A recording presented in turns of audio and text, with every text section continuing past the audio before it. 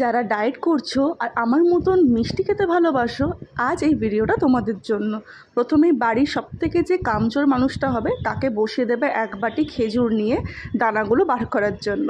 তারপর ওটাকে জলে ভিজিয়ে রাখবে। এদিকে তোমাদের পছন্দ মতো যত খুশি নাটস আর সিডস নিয়ে নাও। আমার হাতের কাছে আলমন্ড আর কাজু ছিল, তাই ওটাই নিয়েছি, নিয়ে চপ করে নিয়েছি। আর এদিকে খেজুরটাকে পেস্ট করে নিয়েছি। তারপর ঘি দিয়ে যা যা ড্রাই ফ্রুট বা সিডস নিচ্ছ ভালো করে ভেজে নেবে। তারপর তুলে রেখে সেম প্যানে আবার ঘি অ্যাড করবে, তাতে পেস্ট করা খেজুরটা দিয়ে দেবে, দিয়ে কন্টিনিউ কিন্তু নাড়াতে থাকবে, নাহলে কিন্তু লেগে যাবে। একটু কালারটা চেঞ্জ হলে তার মধ্যে নাটস বা সিডস যা ইউজ করছো ওটা দিয়ে কন্টিনিউ মিডিয়াম ফ্লেমে নাড়াতে থাকবে যতক্ষণ না এইভাবে এক জায়গায় পুরো জিনিসটা পাক খাচ্ছে। তারপর হাতে ঘি লাগিয়ে একটু ঠান্ডা হলে নাড়ুর শেপ করে নেবে। এটাকে কিন্তু ফ্রিজে মিনিমাম 2 থেকে 3 ঘন্টা রাখতে হবে সেট হওয়ার জন্য। তারপর